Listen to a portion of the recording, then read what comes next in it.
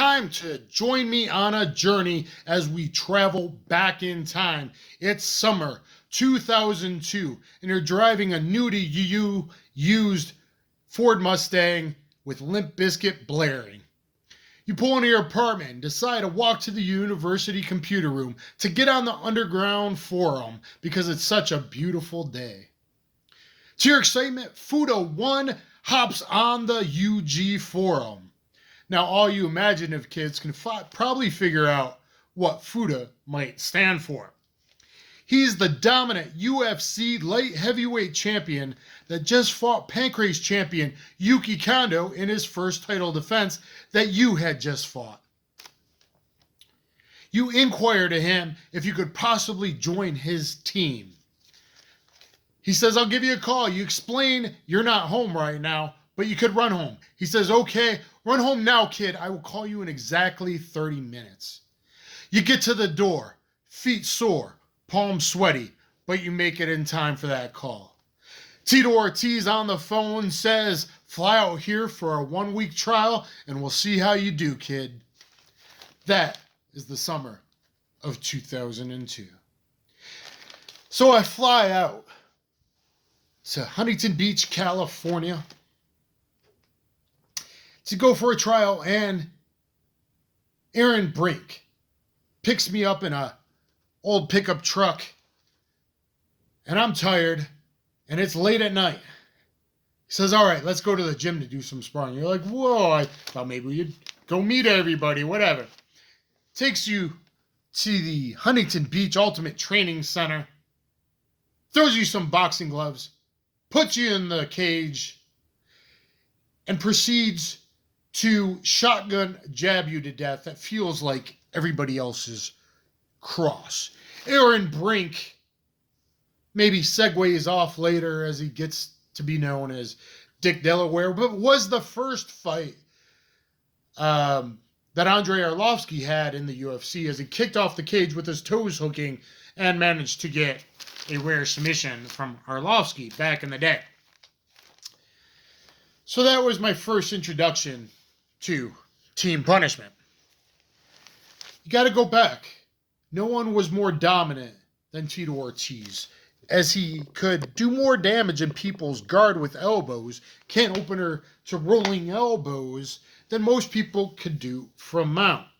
He was the most famous guy in this sport. Most of you didn't even hear of UFC yet. And even your daddies didn't even know about it to 2005, the Ultimate Fighter finale, when Stephan Bonnar took on Forrest Griffin. So you got to realize what the times were like. So instead of going to train with Tito and everything, you're staying at Brink's apartment, and he goes, no, we're going to Vegas, baby. Vegas. And I go, is it money, baby? And he goes, we're going to Vegas, baby. And so we're going and taking a ride to Las Vegas. He doesn't want to stop. It's the middle of the desert. He makes me pee in a Gatorade bottle. Did he join Lyoto Machida later on, or did something more nefarious happen with that I was not privy to? I do not know. But we go to Vegas, and now we go to train at John Lewis's J-Sect Academy. And this will come back to Tito. And we train with then UFC heavyweight champion Rico Rodriguez. Now, Rico makes me go for a run with him, like a 3-mile run. And then I spar Rico in the cage and, basically get beat up. He's the heavyweight champion of the world. And I think I guillotine him against cage. He takes me down. Grounds and pound, all that kind of stuff. Best that I can remember. But anyway, we spent a few days in Vegas. I roll with Marvin the Beastman Eastman, have some fun at J-Sect, Jiu-Jitsu, and some other people there.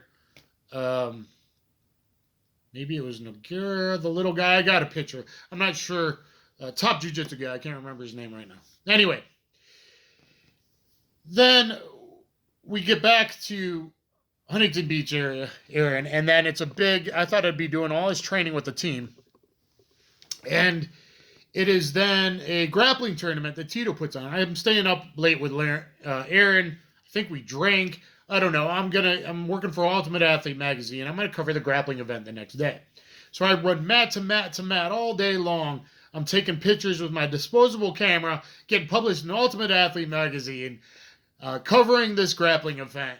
I see this kid with blonde hair tapping out literally everybody, like 9 people throughout the day, winning all these different divisions. Jason Miller was his name. Maybe Mayhem was his game. And then everything's basically done, and Tito says, "Get your shorts on." Like, what? He's like, "Get your shorts on. You're in the advanced absolute tournament." Okay, Tito. So I get my shorts on, and they put me with some interesting refereeing from their boy, Paul Herrera, against their teammate, pro fighter, 310-pound Scary Jerry Verbonovic. So I finally managed to sweep Jerry and get him on his back and start to pass, and I armbar 310-pound Scary Jerry. As Rampage is talking smack from the stands, but Rampage will deserve his own video. 1 minute break, literally 1 minute break.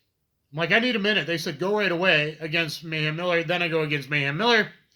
Anyway, I had an interesting tryout week. That was basically the end of it on a Saturday, I think. A tryout week, 14 punishment. So I sparred Brink, I sparred Rico a few times, rolled with other people, rolled with Marvin Eastman, Aaron saw all that, competed against Scary Jerry, armbarred 310-pound Scary Jerry. I weighed 205 without cutting weight at the time, because that's what I weighed when I fought Horn at the end of 2001, and the previous video. And anyway, I'm a pretty welcome addition to Team Punishment, but I fly back home and I go to university. And basically, last minute, I decided I was switching my major. I was switching my major into journalism late as a junior, because I'd already been published. They accepted me because I was already writing for Ultimate Athlete and possibly Fight Sport, Black Belts Fight Sport at that time, and eventually Fighters Only, and all that kind of stuff. So, anyway, I decided last minute give it all up. I'm thinking one shot, one opportunity. This is the best fighter in the world at the time, the most famous fighter in the world at the time, Tito Ortiz, the new Huntington Beach bad boy. We'll get to Tank Abbott in a later video. And you know, I'm like, man, he offered me to join the team. So last minute, I drop out of college, pack up a couple bags, literally 2 bags, and fly to California. I have the 11 best days of my life with multiple women from around the world. Back when I was buff and young and handsome, staying at a youth hostel in Hermosa Beach, and almost giving myself a concussion surfing. You can hear in Viking Samurai's video about that. And then finally, to Australia. Hey, mate, I'm having my toast and peanut butter, my free toast and peanut butter. 2 Australian guys I've never seen show up. Hey, mate, we hear you looking for a car. I say, well, yeah, how do you hear that? Yeah, I am. Anyway, I bought Vinny the 85 Capri. That's a whole nother story in another video I did about a whole crazy thing. 85 Capri I bought for 2 cheeseburgers, 2 beers, and $65. So now I finally got wheels to get myself down to Huntington Beach. Got to find that place, drive down to Huntington Beach. Don't got a bed, doesn't matter. Got furniture, I got 2 bags of clothes, and that's it. And I get myself somehow, I guess I walk down the 2.5, 3 miles, I think it was. I walk down to Huntington Beach, and I go to spar for the first time. And Tito and Rampage. And so I think first up was sparring Rampage or grappling Tito. And I've learned from the time that Tim Sylvia, and that's probably a later video, beat me down, that the first night I sparred one of these famous guys, I better bring my A game. So I grapple with Tito Ortiz. And now Tito's got his blonde hair, and he takes me down, and he's got me shoved into the cage, and he's doing can openers, and he starts faking elbows. Well, unbelievably, because, well, I was just a 5-year blue belt at the time. So this would have been September or late August, probably early September of 2002. I managed to butterfly sweep or some kind of sweep. Maybe it was a bridge. Maybe it got him out. I think it was a butterfly sweep though. Or scissor sweep. I think I managed to scissor sweep Tito and get on top of him. Now I start faking elbows to him. Oh, at the bottom, I go, yeah, I start giving him elbows from bottom. I plum clinch, collar tie, and I start throwing downward elbows. I said, that blonde hair, Tito, you're going to show a lot of blood a lot worse than me. And then I sweep him, and I start faking elbows, and I start like lightly hitting him in the top of the forehead and stuff. And then Tito says we're done at that point. And then I go to spar Rampage, and Rampage is like looking at me like I'm fresh meat, right? And Tito's like, no, he's more a striker. Be careful with his kicks. And then I don't remember exact details, but I acquitted myself pretty well. So let's just say when Dan brings his A game, the first time I've sparred the guys, whether people believe it or not, I bring my A game instead of being a sparring partner. I mean, I don't go crazy, but I do very well against top guys the first round I spar them, other than the whole Tim Sylvia, Tony Fricklin story we'll get to later. That happened later. So I guess, I just decided I got to bring it because I'm so amped up to go against Tito. Yeah, that was years later. I got hit in the head way too much, speaking of that incident. Anyway, so I do really, really well. This relates to another story. If you get my 4.5-hour highly rated Combatives Street Jiu-Jitsu DVD, you'll hear about the guy that had watched that and why later he threatened to have his 2 buddies stab me as he squared up with me. Even though he had fought in the UFC and was bigger and a good grappler, he'd be able to, he saw that I'm probably a better grappler, a better MMA fighter, but he could tie me up while his 2 buddies stabbed me. That's a whole nother story you got to get on my DVD. So that was my first night there. And really there. And then I joined Team Punishment, and now I'm training my butt off. And Tito's all about cage walking, learning how to cage walk before cage walking was really a thing. Tito was all about cardio that he had learned from Frank Shamrock. So Tito teaches me, don't be doing 6 sets of 8 reps heavy sets like Robbie Lawler had me do later with him, like 26 sets. That's a whole other story. Like, dude, Robbie, I'm done. But Tito is doing 15, at least 6 sets, 8 sets, 10 sets of everything, 15 reps. So hard work by Tito. Tito's all about getting those double underhooks, flying the elbows out, chopping the tight waist, and getting that outside leg trip, which I would use to good effect even against going. So I'm training with Scary Jerry. I'm training with Rampage. I'm training with Tito. I'm training with Fabiano Iha, doing his jiu-jitsu classes. I'm taking down Jerry. I'm doing all that kind of stuff. I'm doing good. I'm learning what I can. We got Colin Oyama's got something for your mama leading the coaching sometimes when we go up in a big bear. Anyway, UFC 40 approaches. And this is at the time that to make money, I start getting into doing background work, and I first meet Judo Gene LaBelle, but that's a later video as well. And anyway, doing well, doing all this hard training, like 4 months on Team Punishment. UFC 40, fly up to Big Bear, train with Tito. Now, when I say Tito overtrains, I mean Tito always overtrains, and no wonder why he had so many injuries. A typical day of Tito Ortiz training was 3 2-hour high-intensity sessions a day. 3 2-hour high-intensity sessions a day. Up in Big Bear, at elevation, and one of those days, he made us go for a 3-mile timed run. And I think I came in second place out of all these guys. So we got Rampage coming and going up there. I'm not sure if Mayhem was up there or not.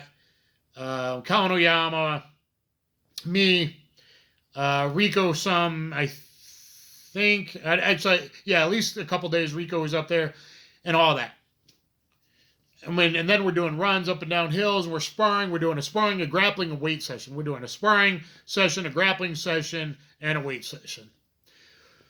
So that's what training with Tito Ortiz was like. We did have a UFC ring card go in our underwear to keep our attention. She made a very good salad. That's the truth. I don't know about tossing salads, but she made a very good salad in her underwear for all of us. It was nice. I appreciated it. And it was training really hard. Tito also does one cheat meal a week at that time. But I mean, he trained ridiculously hard. Ridiculously hard. I couldn't take it. That Saturday, I remember me and Scott, whatever, throwing leg locks on him. Because again, we were trying to prepare him, and I was a pretty good leg locker back in the day. Prepare him for Ken Shamrock, that first Ken Shamrock, that big fight that really blew up and changed everything, UFC 40. That was much different than UFC 37.5 I had gone to. Things were much different. So anyway, that's my week up there. I get really sick. I can't take the 6 to 7 hours of training. I mean, we did 6 hours of heavy training. I'm not lying. 6 hours of heavy training and then a 3-mile timed run. Late at night, because Tito goes, hey, let's go for a run. So anyway, it was very, very, very difficult. Tito was a beast. Tito at the time could triangle choke me sometimes and could knee bar me sometimes. Tito had a very good knee bar and a very good triangle choke. So it was intense, to say the least. It was team punishment. It was be in shape and throw elbows and beat the guy down, punish the guy. So that's what training with Tito Ortiz was like. We go to UFC 40. Me and a couple other teammates show up there, and I'm expecting that I'm going to get, like, free tickets, be able to do corners like I've done with other people, and be there cage side, taking pictures with no security, bugging me wherever I walked with my little disposable camera at UFC 37.5 I went to. No. Sold out, big time, expensive ass ticket. That's what it was. So the sport had officially changed. The rivalry started between Tito Ortiz and Ken Shamrock. And that was my time with Tito Ortiz and Ken Shamrock. And then right after the fight, Tito announces he's breaking up Team Punishment. I'm upset. There's rumors he doesn't want to fight Chuck. Dana's saying that. And he's going to maybe go to WWE. I leave Tito a message like, Tito, I just dropped out of university to come here. Dude, I got no money. I've gone through my money. Like I got to get something going on. Like, if you're going to WWE, try and, like, take me along with you. Like, I'll train with you, whatever. If you're not going to do MMA, like, dude, what up? Didn't get a call back. Didn't see Tito for years. I got a nice interview with Tito since then where we talk about the UFC light heavyweight weight class being made for him. I know that because I made a big thread on the Underground Forum about weight class recommendations. The year was 2000, I believe, end of 2000. And Joe Silva called me up when we made the weight class. He said, I like everything except no over 265. I don't like the fatties, and no 200 because Tito said his best weight's 205. Boom, from the source, and you can see Tito confirming that. Thumbs up, share, subscribe. That's what it was like training with Tito Ortiz. Hope you enjoyed it, everybody. Hope you enjoy this series. Take care.